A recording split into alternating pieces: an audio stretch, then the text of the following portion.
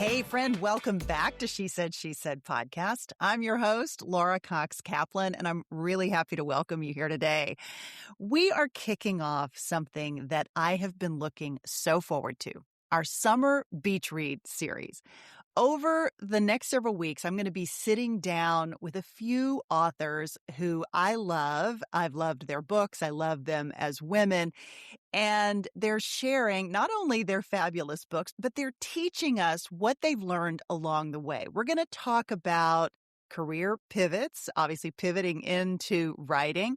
We're going to talk about identity, including the work that's involved in developing the identity of your characters. We're also going to talk about self-doubt. And especially the self-doubt that shows up when you step into something brand new, something like authorship. Doesn't have to be authorship, though. It could be any new opportunity, but something that takes you way out of your comfort zone. We'll get into how these women made the time to write, how they worked through the doubt that inevitably comes, what it means to put your heart and soul out into the world in the form of a book, and how they drew from every chapter in their lives, the on the resume and the off the resume experiences, all that experience equity that I like to talk about in order to build something new.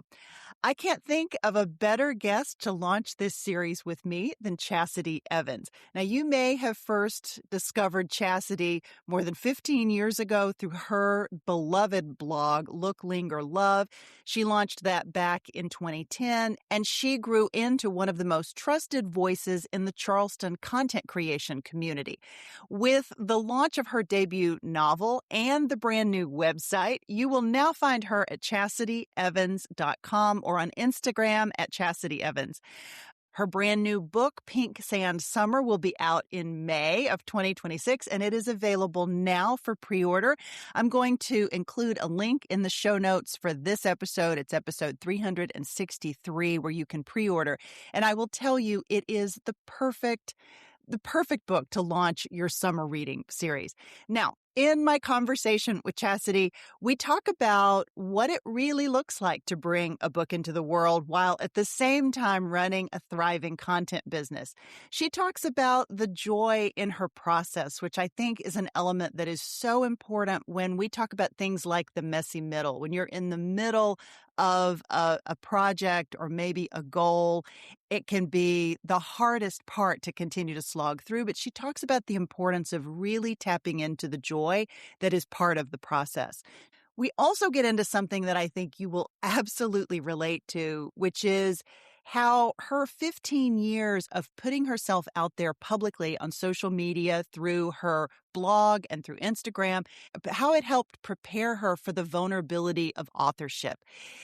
It's another beautiful example of experience equity, really that compound interest of everything you've lived, including the parts that never make it onto your resume. We also talk about community over competition, how Chassity handles criticism online, and her advice for anyone who feels that creative pull but hasn't answered it yet. So, friend, let's get into it. This is the first in our Summer Beach Read series, my conversation with Chassity Evans. She Said podcast, episode 363. Enjoy. Chassity, welcome to She Said. Thank you so much for having me, Laura. I'm thrilled. Well, I'm so thrilled to have you. Congratulations on this latest accomplishment. Bringing a book into the world is a very big deal. And I congratulate you on that. I know we're just a few weeks, potentially, depending upon when this airs, a couple weeks away maybe from folks being able to actually get their hands on it, but they can pre-order the book now. We'll include a link in the show notes for that. But for anybody who might be new to you, who maybe follows you on Instagram but doesn't know as much about what you do, tell us a little bit about you. Well, I live in Charleston, South Carolina. I'm a content creator, also known as an influencer, also known as a blogger, like pick your favorite term. I have been sharing things that I love for a little over 15 years. I started in 2010, Wow. and my blog was called Look, Linger, Love. And in fact, just yesterday was the official day that I switched the domain from Look, Linger, Love to Chassity Evans because of this book coming out. But I just like to share things that I love, a lot of fashion, a lot of beauty, whatever's drawing me in.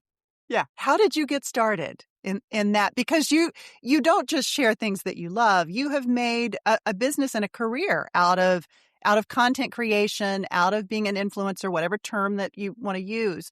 But maybe talk a little bit about how it went from something that you gravitated toward and that you liked to turning it into something that was the way that you make your living.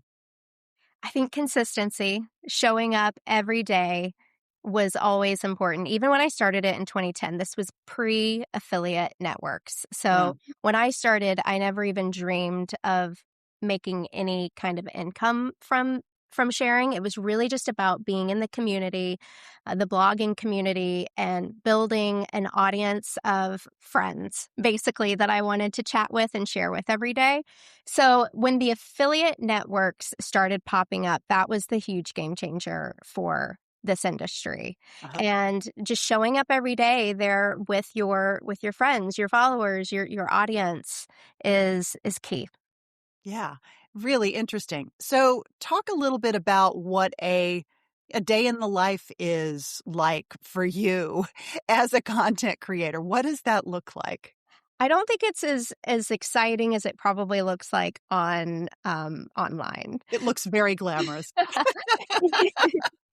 I mean, there are great days, and especially since I live in Charleston, South Carolina, there is a very large influencer network here. There are a lot of great brands and creatives that draw in a lot of fun events. So there are really fun days where I'm at a really great lunch or boat trip or brand launch kind of thing. And that's lovely and that's fun. But the majority of the time is spent on my computer looking for new things that I'm loving that I could share. I'm in Canva putting together collages of items that I love. I'm in my DMs responding. Like I'm on my phone or on my computer a majority of the time, oftentimes in my sweats. I'm not always like done up or anything like that. Like it's a pretty casual gig. Well, you certainly make it look very glamorous from the outside. So there's, as you mentioned, there's a strong community of other content creators in Charleston, and anyone who follows you and follows these other amazing ladies sees what appears to be this really strong network and community. But talk a little bit about, this is a competitive space. It's a competitive marketplace. Talk about how you navigate that. I think it's one of the things that's both a blessing and a curse for social media is this sort of feeling like you're competing with other people. Maybe talk a little bit about how you navigate that, because these women are they're part of your social circle, it seems, and also part of your sort of professional network as well. Yeah. I would say that probably early on, I did think of it a little bit more as competitive, but Mm. it's really not competitive. And I am not just saying that. I believe that what's the term? The rising tide raises. Lifts all boats. Yeah. I think that that really is the case, Mm. specifically for this industry, for content creation, for influencers. My influencer friends here in Charleston are pivotal to me for for a sounding board and for advice, for tips, for the new things that are happening. We share contacts, we share each other's successes and things that we're doing with our audience. It really, really is an incredible community of women. And I don't see the competition. There might be some competitiveness. I'm sure that there is, just because that's the way that the world can work. But I really don't see it in my day to day. Yeah. Do you think that is unique to your particular social circle or network of women that you work with? I mean, Maybe. you do. I mean, I know several of these women. I mean, I do think it's kind of remarkable that it feels very collaborative in a way that I feel like in other places it might not be so much so. I've heard that a lot too. Yeah. And there's been a lot of discussion about that. Brands will come to Charleston and will remark and talk to a group of us saying how different it feels here. Mhm. And they'll look at us and be like, wow, you guys really are friends. Like when it's your birthday, you still get together with these people. Like you're going on vacations together. It's like, yeah, no, like we really are friends. This Yeah. isn't a reality TV show that we're filming. Um, yeah, so I do actually wonder if maybe I've just hit the jackpot of community here in Yeah. Charleston because it really is a great group. Any sense on what those attributes are that differentiates you all from other networking groups where you might see more Mhm. competition? That's a really good question. I do think that Charleston itself kind of pulls in someone who really wants a nice lifestyle that isn't someone who wants to, burn the midnight oil climbing a ladder. And I Mhm. wonder if that could have something to do with it. Mhm. Maybe. Interesting. Yeah. Yeah. Super interesting. Okay, we're way far afield from talking about the book, so I want to get into that as well because you are helping me launch our summer beach reads series, where we're talking to interesting women who have made something of a career pivot. Now, I recognize with this, as you and I talked about before we started the conversation, the writing is not a full-time job for you. You are still making your living as a content creator. Let's talk a little bit about, though, the process of bringing a book into the world. At what point did you realize that these sort of, musings that you had were going to become a book? Maybe talk us through what was happening. And is this something that you have always been working on or something that just came to you in a dream or in the middle of the night or something? Okay, so no, I've not always thought about writing a book. I never thought that I would write a book or desired to, but I've always been a big reader all of my life, Uh-huh. big reader. And I think that kind of primed it. But like what you just said, it may have been a dream because I did wake up I can't remember if it was December 21st or the 23rd. I think it was the 21st of Uh-huh. 2024, knowing that I was going to write this book. No kidding. Knowing I was going to write this book. Like it was the most bizarre thing. And I knew that I was going to do it. And I took 2 weeks. So we were flying to Harbor Island that morning Uh-huh. for Christmas. And I took that 2 week time on Harbor Island and really kind of thought about it. Took a lot of notes in my notes app of like different thoughts and ideas. And then when I got back to Charleston, it was January 6th. I sat down with my computer and just started writing. And so, no, it was not this lifelong knowing that I had. It's really kind of crazy. Did you have you would if you answer no to this question, you'd be the first person I've talked to who's written a book who would say this, but did you have self-doubt along the way as you were going through the process, or were you just writing with the idea that, whatever happens will happen? Like, how did you approach the process of writing this book? I approached it seriously, but also Mhm. casually and joyfully. Mhm. So I didn't put parameters of certain hours of the day that I needed to be in the chair writing. But I still wanted to write all the time, so that just kind of worked out for me.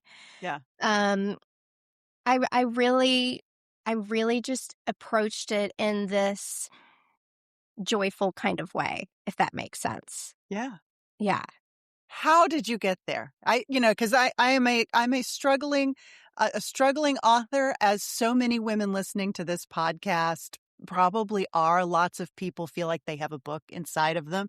It can be so hard to Yeah. not get in your own way mentally, that Yeah. process of, okay, second guessing yourself. Oh, that was a dumb sentence to write, or you're really not an author. Why are you doing this? That kind of mindset, which Yeah. can be so easy to fall into that.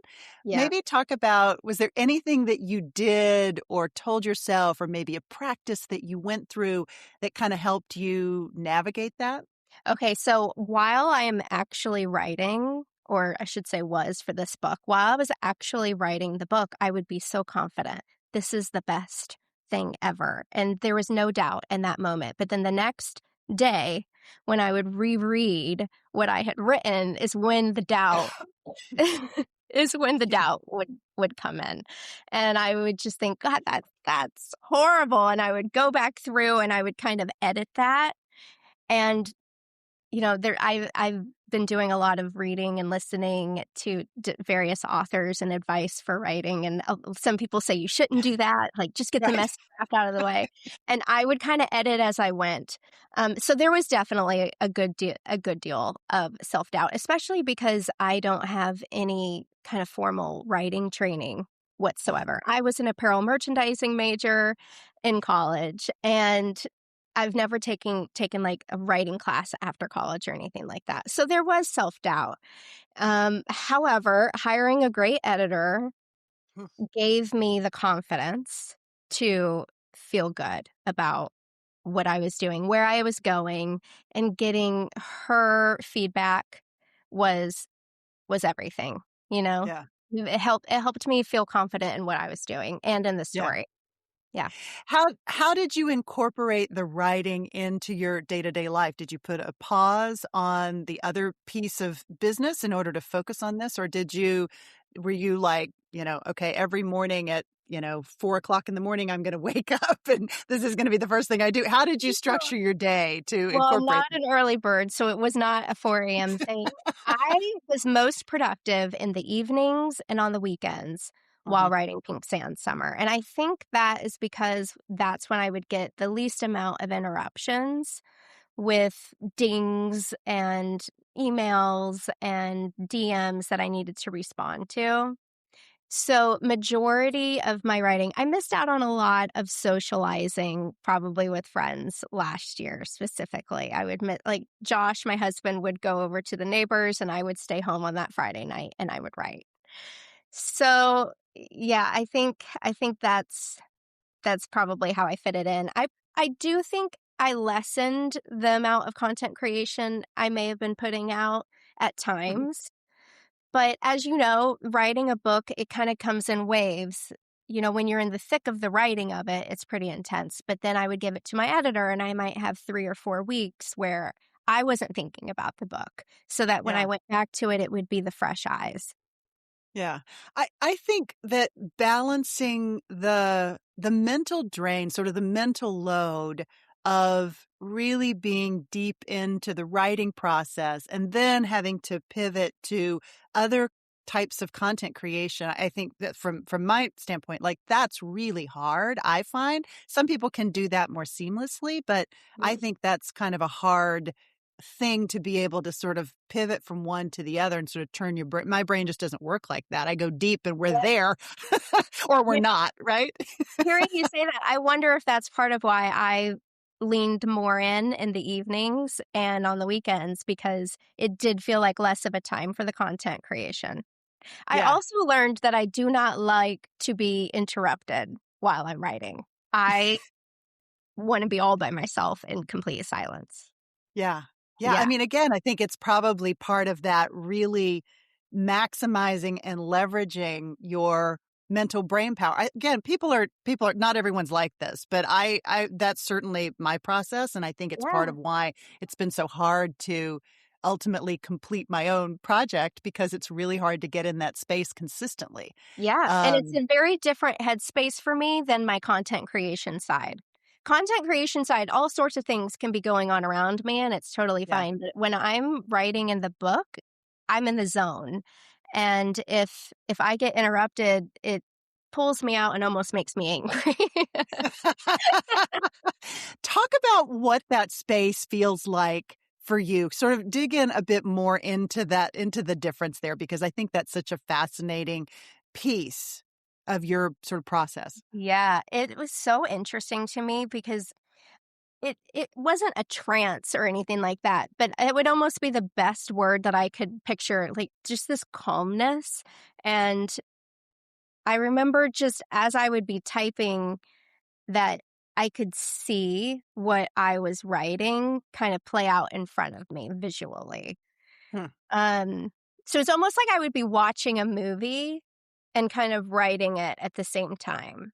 Interesting. And moving and almost even, like, moving my like, if my character looked a certain way, like, I might do that too, Uh-huh. if that makes sense. Yeah. Like, really kinda getting like, throwing myself into the scene, I don't know. That's so interesting. I love that. So it also begs another question that I'd love for you to talk about. When you think about your professional skills, right? Mhm. The skills that you use all day long as a content creator and an influencer, like which of those have been sort of maybe surprises in your toolkit as you have pivoted into authorship? Like what are Mhm. those things that you're like, "Oh, I never really thought about how this would translate," right? I mean, Right. again, maybe this is sort of a look back process, but as you start to think about I talk to give you some background. I talk about this idea of experience equity on the podcast a lot, where everything that you've lived and experienced, the relationships you've had, where you grew up, all the things you've done professionally and personally are all part of this equity, including stuff that's like really crappy stuff, maybe that happened to you, but that you learned something from, right? Mhm. And so when you think about how to deploy those resources, it's not just what goes on your resume. Oftentimes, the good stuff is the stuff that doesn't go on your resume. And so thinking about how you utilize those tools is kind of what I'm getting at. And was there anything in your kind of day-to-day content creation existence that you're like, oh, wow, I know how to do this in this book because of this, that maybe surprised you? I think probably the biggest thing that stands out for me is just trusting my voice and the confidence to just share my Yeah. voice. The 15, 16 years of putting myself out there on my website and on social media really does thicken your skin a little bit to make you confident to put yourself out there. And I think writing a book has been the most vulnerable thing that I have done yet. It feels very intimate. Uh-huh. And I do think that those years of continuously putting myself out there and sharing my thoughts and my feelings and what I like and I think that that kinda helped prepare me for being vulnerable on the page, and also what I do is I just share things that I love, and I shared so many things that I love in this book, so I would say that that is a direct tie-in to, like, all of the restaurants and fun places on the island, on Harbor Island that I like to go to are in the book, Yeah. So it was like a bigger way for me to share the things that I love, if that makes I sense. love it. It makes perfect sense. I think that's such a beautiful sentiment. It's a really beautiful way to think about that. I think folks are going to love reading the book and thinking about what you just said, because that's really beautifully said. I want to go back to something though that you said you've had all of this training for these 15 years of content creation and putting yourself out there and dealing with the slings and arrows that just come from being a public persona on social media. Mhm. Talk about and maybe share some advice for anyone who maybe hasn't spent 15 years in the public eye in that way and maybe is working to develop a thicker skin to get to the point of, putting herself out there, whether it's authorship or whether it's on social media. What advice do you have for how to toughen up as it relates to getting just, the nasty stuff that comes with the territory? Yeah, it's tricky. I would tie this back to what we recent just talked about is getting a tribe. So my co-creator tribe of women, knowing that we're all going through it, that it isn't just me. that's getting a message or sees something negative makes all the difference. There's not one person, human being, place, book, movie that I might think is the best thing on earth that every single person likes. And Right. so those sort of reminders make me, not everyone likes Taylor Swift. So, when I think of it like that, then, and it's generally when someone is willing to say something really negative publicly in a way where you might see it, Hmm. then I think that's more about, how they're feeling and less about needing to take what they're saying to heart when Hmm. when it's coming from a really negative, mean space. Yeah. Is that something that you've experienced a lot of? I've certainly experienced a decent bit of it. Yes. I How, think I think just from having opinions and sharing on a day-to-day basis in a Mhm. way where I'm sharing so much of myself that people can feel like they know me, Yeah. and maybe one day I share something that they disagree with, and they might feel like I've let them down, or, yeah, it's how the internet is. Like, I do. it can become a real negative place. Yeah. Any advice for people on how to deal with that? You mentioned what I think the best piece of advice is to think about where it's coming from. That says a lot more about the person who's expressing those mean thoughts, Mhm. most likely, than it does about you. But any other advice or tips or ways to handle it? Do you respond to negative comments? Very rarely. Mm. Um, and I don't get them too often, but I very rarely do respond because I feel like feeding the negativity will just bring more negativity into my day, and Mhm. I don't wanna do that. So, unless it's something where I can really maybe change their mind about how they're seeing something. And I have had some productive conversations like that before too.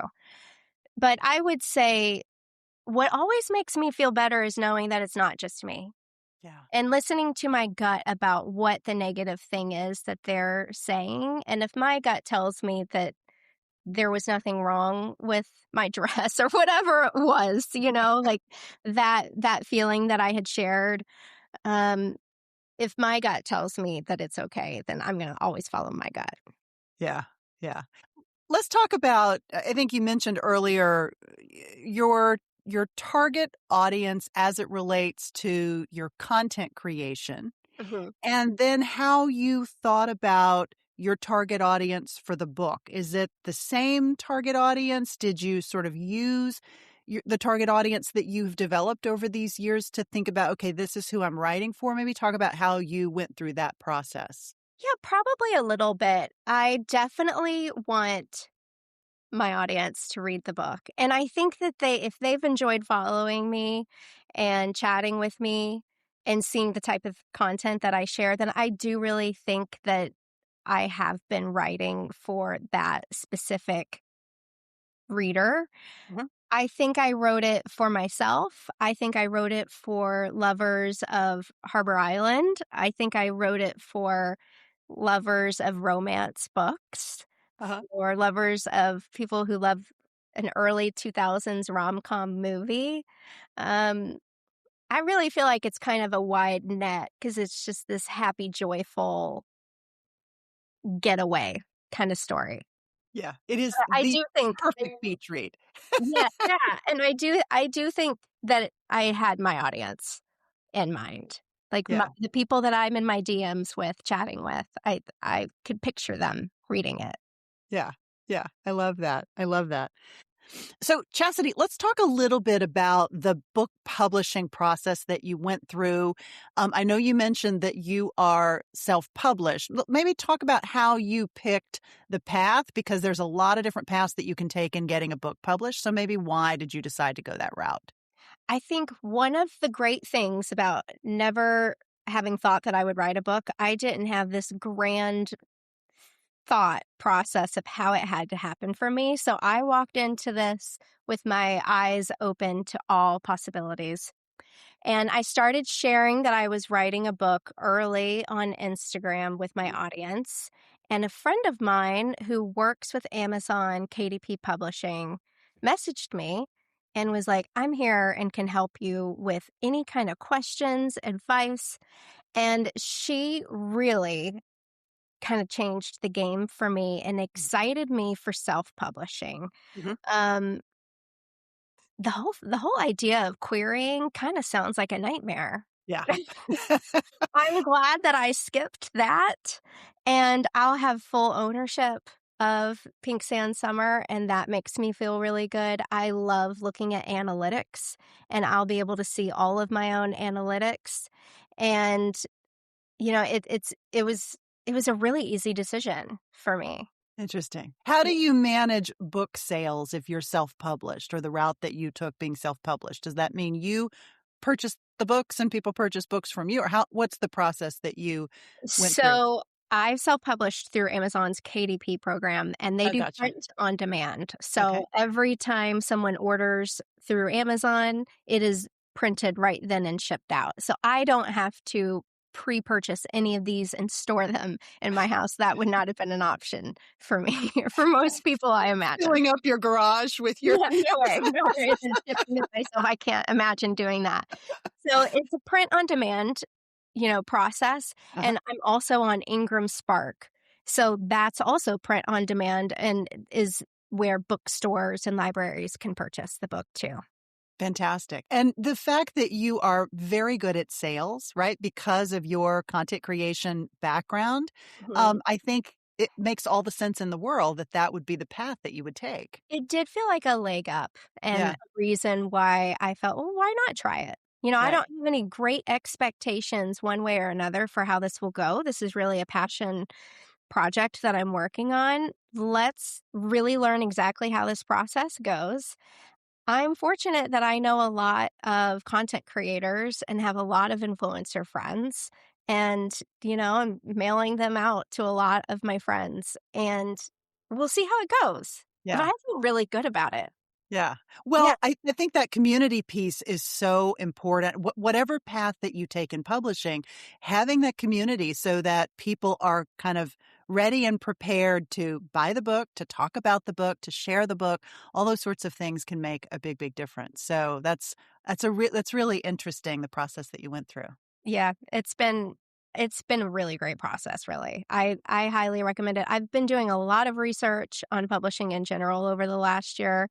And I'm excited about this self-publishing route that I've taken, and just kind of really ownership of the whole process has been interesting. I've learned a lot, and I think I'm going to only continue to learn a lot too. Yeah, I love that. Are you comfortable talking about what percentage you take away versus what percentage Amazon takes when you? I am comfortable talking about it. I don't have it all memorized in my head.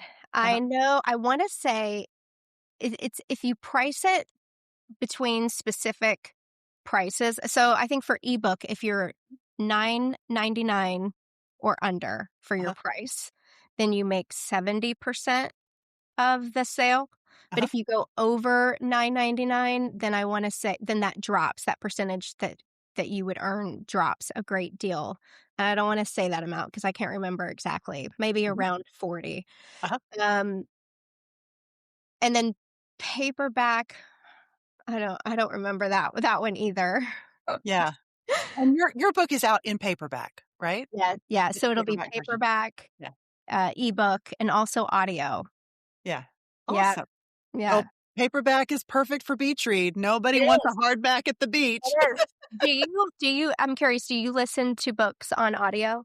I do. I listen and I read them on Kindle. I don't read physical books, mostly because I always have my Kindle or the app with me, and I like to have my whole library. If I decide that I need a change from what I'm reading, I like to have 1,000 books to pick from right there in my Yeah, bag. So yeah, I tend to download oftentimes the Kindle version, and then sometimes also the audio version. I'll listen to it on walks and things like that. yeah. Um, I'm the same. I'm a Kindle girly. I yeah. love I love my Kindle. I prefer nonfiction usually for audio. Uh-huh. But I will listen to some fiction on audiobook too. But Yeah. I need to, I listen to podcasts all the time. So I need Mhm. to kind of dive into that a little bit more soon. Yeah. Yeah. Yeah. I love that. Oftentimes when I'm talking to an author, they will share some big aha that they sort of learned about themselves over the course of writing a book, something that they had not sort of been consciously aware of, perhaps. Anything like that come up for you as you were going through this process? Hmm. An aha moment while writing. I guess the fact that I could do it. Ah, Because I never thought that I would or could write a book. Like I mentioned before, I've been a huge writer all of my life. uh-huh, And I put all of these authors up on these incredible pedestals that they just must be the most creative, the smartest, the brightest person in the whole world. So the fact that little old me could write a story made me feel really proud. And that was a big aha moment of just try the uh-huh, things that you're feeling pulled to try. And I've always kind of lived my life by I don't want to have a regret. I would rather know that I tried to do it rather than wonder if would have been something that would have just really enhanced my life. yeah, And so I think just knowing that you can try something and that it can work, that you can finish it and get to the end, the finish line, the end yeah. is an incredible feeling. That was a big aha moment for me. Yeah. But I love something you said earlier, which is you clearly had a lot of joy in the process. Mhm. And I think so much of the time, you can jump into a big goal and with so much excitement. And then when you get in the middle part where you're really slogging it out and really doing the real work, that's when it can be so hard to stick with it because there's a lot of uncertainty. You're dealing with questions you don't know the answers to. You're scrapping away trying to get there until you get to the end, right? The finished Yeah. product. But you clearly had a lot of joy in the process. Yeah, I did. You were getting a lot of like joy in telling the story and living this story. I love what you said about that. I Yeah, really did. It was one of the most joyful experiences. I basically got to create the book that I wanted to read, yeah. and I was living in this world with these characters that I had created, and I always wanted to get back to that. Last night, I was having dinner with a girlfriend who's also working on her debut book right now. And after Amazing. the dinner, we were walking away from the restaurant and she was going back home to work on her book and she's like, I just want to get back to these characters, and I knew exactly what she meant because Uh-huh. that's how I felt too. And for all of that time I was living in this world with these characters that were so important to me, but it was only me and my editor really that could chat about these people. And which is, it's mind blowing to me that people are starting to know this world and that here soon a lot more people will know this world. And that's like the most joyful for me. Uh-huh. That's what feels so good. Talk about how you wrote the characters. Are they based on real people in your life, or did you look for just attributes that you thought were super interesting and you wrote around that? How did you create the characters themselves? They are completely made up. Mm. There is nobody was based off of anybody. Most of these characters were all characters that came to me from that dream or whatever that was, which is That's amazing. why I Yeah. will say I think that Lucy, the main character, has a lot of me in her Uh-huh. character. So, th you know, and when my friends who have read it, they're like, "It sounds like you." Like, when I'm reading this book, I hear your voice, and I think that there's a lot of me in there. Yeah. Okay, let's talk about what's next. You're continuing your career as a content creator, but you're also, you told me, working on another book. Is it a continuation of this book, or is it a completely different topic altogether? So it's kind of a continuation. What Pink Sand Summer So Pink Sand Summer is going to be a universe where each book will be a standalone book, but they're all going to live together with the same characters. So book 2 is Dinah's story, and she is one of Lucy's best friends from Uh-huh. book 1. It won't matter if you had not read Pink Sand Summer if you read book 2, but it would certainly enhance the story if you had. So Yeah. yeah, I'm working on that right now, and I will say that one's not coming as easily as Pink Sand Summer did. I need my download. I need my dream to make it that much easier. I don't know if this is what they call the book 2 isn't always as, like, smooth and easy as book 1 can be, Yeah. but, I mean, it's coming along, but not the experience that I had with Yeah. the first book. Well, that concept of competing with your own success, right? Once you've produced something that you're really proud of, you're getting, great accolades and nice reviews, great comments about it.